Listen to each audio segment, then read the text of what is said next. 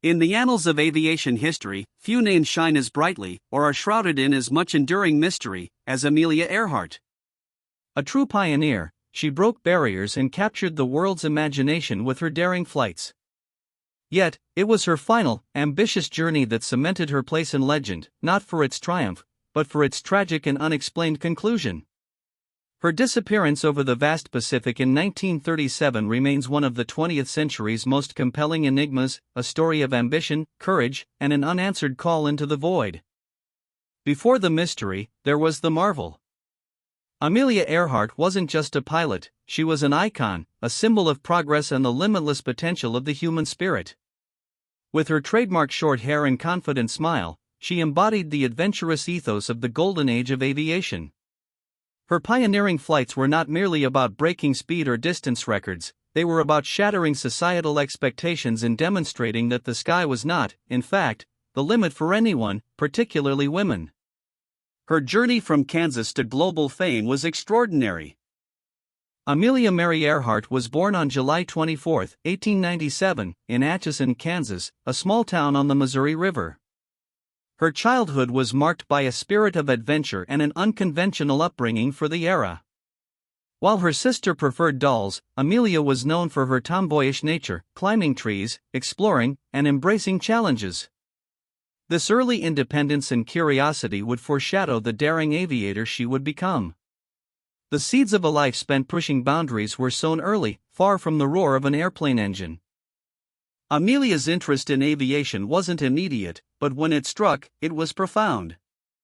Her first experience with an airplane was at a state fair in 1907, though at the time she was unimpressed, dismissing it as a thing of rusty wire and wood.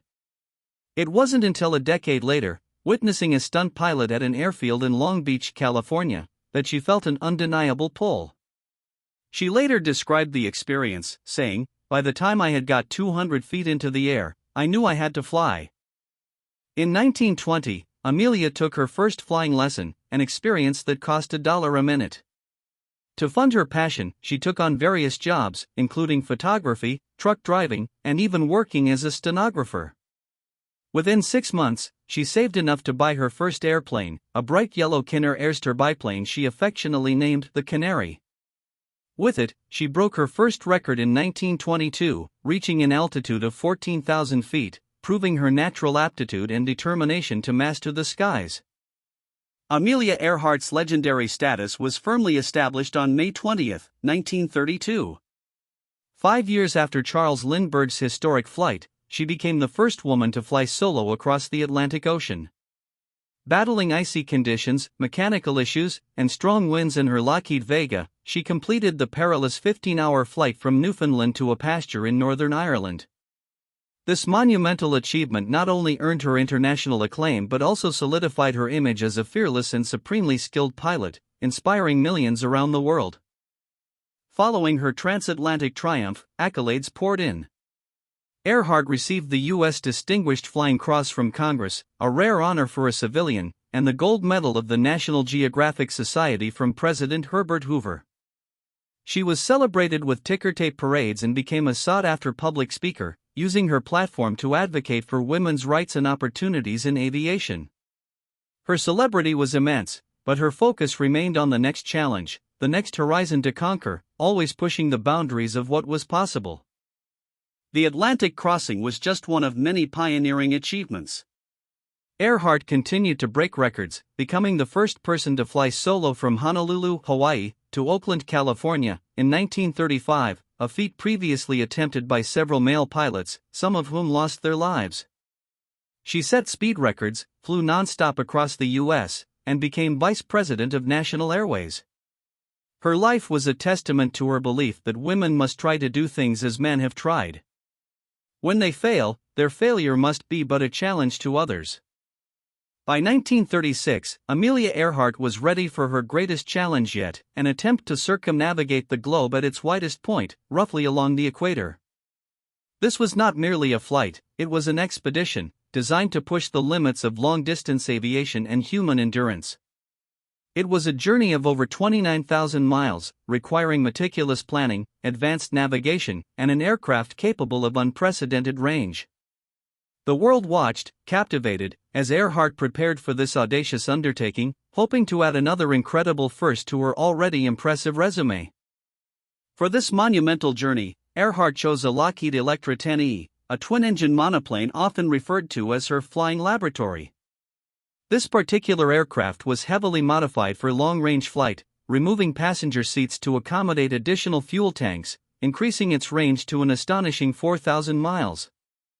It was a sophisticated machine for its time, equipped with advanced navigation and radio equipment, crucial for the vast, uncharted stretches of the Pacific. This aircraft was her partner in defying gravity and distance. Accompanying Earhart on this ambitious flight was Frederick J. Noonan, a highly experienced and respected maritime navigator. Noonan had extensive knowledge of Pacific navigation, having worked as a Pan American Airways flight navigator, charting routes for commercial flights across the vast ocean. His expertise was critical for pinpointing tiny islands over thousands of miles of open water, a task that demanded precision, especially before the advent of modern GPS. He was the ideal partner for such a challenging endeavor. The initial circumnavigation attempt began in March 1937, with Earhart and Noonan planning an eastbound route from Oakland, California, to Hawaii, then westward. However, this first attempt was plagued by misfortune. During a takeoff run from Luke Field in Hawaii, the Lockheed Electra suffered a catastrophic landing gear collapse, severely damaging the aircraft. The incident forced them to abandon the flight, return to California for extensive repairs, and reschedule their ambitious journey. It was a significant setback, but Earhart's resolve remained unbroken. After the Electra was repaired, a crucial decision was made: the direction of the flight would be reversed. Instead of flying west to east, they would now fly east to west. This change was primarily due to prevailing winds and weather patterns, which were more favorable for the long Pacific leg when flying westward. The journey would now begin in Oakland, cross the U.S., then the Atlantic, Africa, and Asia, culminating in the most challenging segment, the vast expanse of the Pacific Ocean. This revised plan set the stage for their fateful journey. With the Lockheed Electra fully repaired and the route revised, Earhart and Noonan departed from Miami, Florida, on June 1, 1937. The initial legs of the journey were largely successful, taking them across the southern United States, then over the Atlantic to South America, Africa, and then eastwards through the Middle East, India, and Southeast Asia. Each successful landing fueled public excitement, as updates of her progress were eagerly followed around the globe. They were making excellent time, steadily ticking off thousands of miles on their ambitious journey. The journey progressed smoothly across vast and varied landscapes. From the humid jungles of South America, across the Sahara Desert, through the vibrant cultures of India, and over the islands of Southeast Asia, Earhart and Noonan faced countless logistical challenges and triumphs. They covered thousands of miles, often landing in remote airfields where crowds gathered to glimpse the famous aviatrix. The Electra performed admirably, a testament to its design and the diligent maintenance it received at each stop, bringing them closer to the most daunting segment. On June 29, 1937, Amelia Earhart and Fred Noonan arrived in La, New Guinea. They had completed approximately 22,000 miles of their journey. This remote outpost was to be their departure point for the most hazardous leg of the flight, the 2,556-mile stretch across the vast, empty Pacific Ocean to a tiny, barely their speck of land called Howland Island. It was a critical leg, requiring extreme precision in navigation and an abundance of fuel. The Electra was topped off with 1,000 gallons of fuel, preparing for the longest and most critical segment. The flight from La to Howland Island was by far the most challenging segment of the circumnavigation. It spanned 2,556 miles of featureless ocean, with Howland Island itself being a mere 2 miles long and half a mile wide. To put this into perspective, finding Howland Island was akin to finding a postage stamp floating on an Olympic-sized swimming pool, but across an entire ocean. It was a test of Noonan's navigational skills and the Electra's endurance, pushing both to their absolute limits with no margin for error. Howland Island was chosen as the designated refueling stop because it was roughly halfway between La and Honolulu, making it a viable waypoint for a trans-Pacific flight. The U.S. government had invested in making it a suitable landing site, clearing a rudimentary runway and stationing personnel there. This tiny, uninhabited coral island was effectively an isolated outpost of civilization, eagerly awaiting the arrival of the Electra. It was the crucial beacon, the only hope for resupply before the journey could continue. To assist with navigation and communication for the Lahowland leg, the United States Coast Guard cutter USCGC Itasca was stationed offshore near Howland Island. Its primary role was to provide radio bearings and a homing signal for Earhart and Noonan. Equipped with direction-finding capabilities, the Itasca was meant to be their guiding light in the vast darkness of the Pacific. It was a critical component of the mission's safety plan, the final link in a chain of increasingly desperate communication attempts. As the Electra approached Howland Island, communication with the Itasca became increasingly sporadic and fraught with problems. There were issues with frequency coordination, misunderstandings about time zones, and possibly problems with the aircraft's antenna. Early morning transmissions from Earhart indicated she was near, but her signals were weak and intermittent. The radio operators on the Itasca strained to make sense of the garbled messages, their growing anxiety mirroring the fate of the two aviators battling against the Pacific's immensity. Around 7:42 a.m. on July 2, 1937, the Itasca received the last confirmed, albeit distressed, transmission from Amelia Earhart. Her voice, though strained, indicated that they were on a line of position, 157 to 337 degrees, running north and south.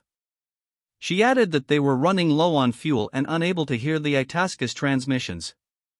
This was their final, desperate call, placing them tantalizingly close, yet impossibly lost, near the longitude of Howland Island. Then, silence. An abrupt, chilling silence that swallowed the two aviators whole. After the last communication, the airwaves fell silent. The crew of the USCGC Itasca continued to call, listening intently for any faint signal, but none came. The silence was deafening, a stark contrast to the hope and anticipation that had filled the air just hours before. The realization slowly dawned: Amelia Earhart and Fred Noonan were lost. Somewhere over the vast, unforgiving expanse of the Pacific, their dream, their journey, and their lives had seemingly vanished without a trace. The world held its breath, hoping for a miracle. Within hours of losing contact, a massive search operation was launched. The U.S. Navy and Coast Guard immediately deployed ships and aircraft, mobilizing an unprecedented rescue effort for the time. The USCGC Itasca initiated an immediate search pattern, joined shortly by the battleship USS Colorado and other vessels. Over the next 2 weeks, an extensive grid search commenced, covering hundreds of thousands of square miles of ocean around Howland Island. It was a testament to Earhart's stature, but also a desperate race against time and the Pacific's unforgiving nature. Despite the sheer scale of the search, the vastness of the Pacific Ocean proved to be an insurmountable obstacle. The search area stretched for over 250,000 square miles, an area larger than Texas. Visual identification from the air was incredibly difficult. Any wreckage would be tiny against the immense canvas of the ocean. Shifting currents and unpredictable weather patterns further complicated the effort, making it literally a search for a needle in a haystack. Days of fruitless searching gave way to weeks, and hope began to dwindle. As the days turned into weeks, the grim reality began to set in. No sign of the Electra, no debris, no life raft, no survivors. The extensive search, costing millions of dollars, yielded nothing concrete. The U.S. Navy and Coast Guard reluctantly called off their primary operations on July 19, 1937. While some private searches continued for a time, the official effort ceased. The disappearance of Amelia Earhart and Fred Noonan became a global tragedy, leaving the world to grapple with an unanswerable question. After more than 18 months of intense speculation and no conclusive evidence, Amelia Earhart was officially declared dead on January 5, 1939. The declaration brought a somber, official end to a chapter that had captivated and heartbroken millions. While the legal declaration closed the book on her status, it did little to quell the public's fascination or the enduring questions surrounding her fate. For many, the mystery only deepened, paving the way for decades of theories and dedicated investigations. Even after her official declaration of death, Amelia Earhart's disappearance continues to be one of the most debated and investigated mysteries in aviation history. Why did such an experienced pilot and navigator vanish? What happened in those final moments over the Pacific? Decades later, with advancements in technology and forensic science, the questions persist, fueled by fragmented evidence, tantalizing clues, and the magnetic allure of the unknown. Three primary theories have emerged to explain the fate of Amelia Earhart and Fred Noonan. The most widely accepted, and arguably the most prosaic, theory suggests that Earhart and Noonan simply ran out of fuel, crashed into the Pacific Ocean, and their aircraft quickly sank into the abyssal depths. This theory posits that navigation errors, compounded by communication failures and strong headwinds, caused them to miss Howland Island. With no remaining fuel to continue searching or to maintain altitude, the Lockheed Electra would have plunged into the ocean, leaving virtually no trace to be found in the vastness of the deep sea. Several factors lend credence to the crash and sink theory. The flight from La to Howland was indeed at the very edge of the Electra's range, especially if they encountered unexpected headwinds. Noonan's navigational methods, while advanced for their time, were susceptible to cumulative errors over such a long distance. Missing Howland by even a few miles in such conditions would have meant flying past it into empty ocean. With no alternative landing sites within range, running dry would have been an inevitable, deadly conclusion. The Pacific is notoriously unforgiving. A more compelling theory, championed by the International Group for Historic Aircraft Recovery, (TIRE), suggests that Earhart and Noonan made an emergency landing on Gardner Island, now known as Nikumaroro. This uninhabited coral atoll, located southeast of Howland Island, matched the direction of distress calls reportedly received after the official search was called off. The theory posits they survived for a short period as castaways, sending out radio signals before perishing from injuries, starvation, or lack of fresh water on the remote island. Proponents of the Nikumaroro theory point to several pieces of suggestive evidence. Multiple listeners, including civilians and military personnel, reported receiving garbled voice transmissions on Earhart's frequency for several days after her disappearance, hinting at survival. Expeditions to Nikumaroro have found potential artifacts, including aluminum panels consistent with parts of the Electra, and fragments of shoes and bottles from the 1930s. The presence of coconut crabs, known scavengers, could explain the dispersal of any human remains, adding another layer to the mystery. Perhaps the most tantalizing evidence for the Nikumaroro theory relates to a partial skeleton discovered on the island in 1940.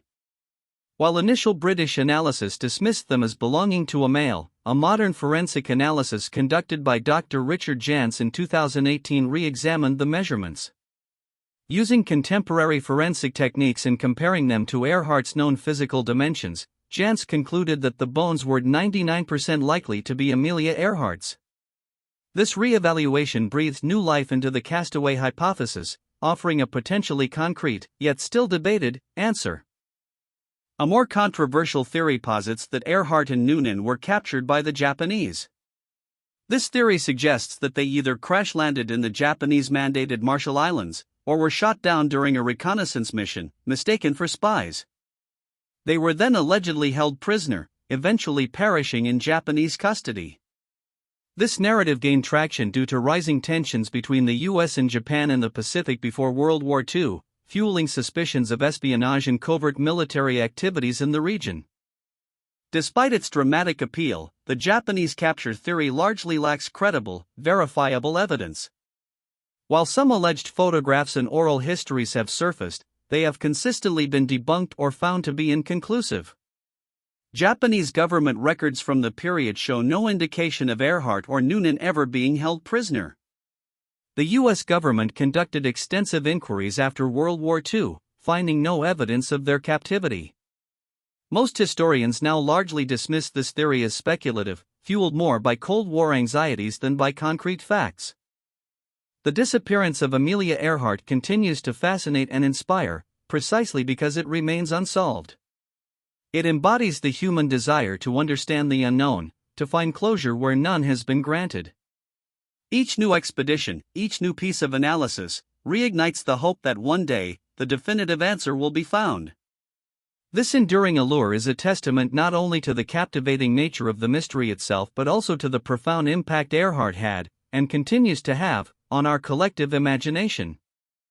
Modern technology offers renewed hope for solving this decades-old puzzle. Advanced sonar mapping, autonomous underwater vehicles, AUVs, and remotely operated vehicles, ROVs, now possess capabilities unimaginable in 1937. These tools can scour vast swaths of the deep ocean floor with incredible precision, identifying even small anomalies. While the Pacific remains a formidable challenge, the continued dedication of researchers, coupled with these technological marvels, means the quest for answers persists, ever hopeful of a breakthrough. Regardless of how or where her final flight ended, Amelia Earhart's legacy is secure. She remains an enduring symbol of courage, determination, and the pioneering spirit. Her life inspired countless women to pursue their dreams, break barriers, and enter fields previously dominated by men. She showed the world that with ambition and tenacity, the impossible could be attempted, and often achieved. Her story transcends her disappearance, focusing instead on a life lived with unwavering purpose and boundless adventure. While her disappearance is what cemented her place in popular culture, it is crucial to remember her true achievements. Amelia Earhart was not defined by her end, but by her extraordinary journey. She was a record-breaking pilot, an author, a fashion designer, and a vocal advocate for women's equality. She pushed the limits of human endurance and technological capability, setting a standard for exploration and courage that few have matched.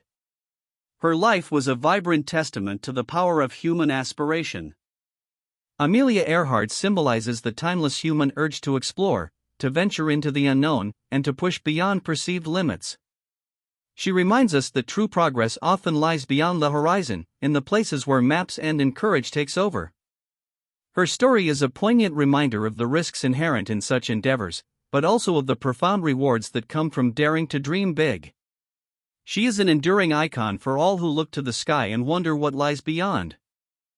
The quest for answers continues.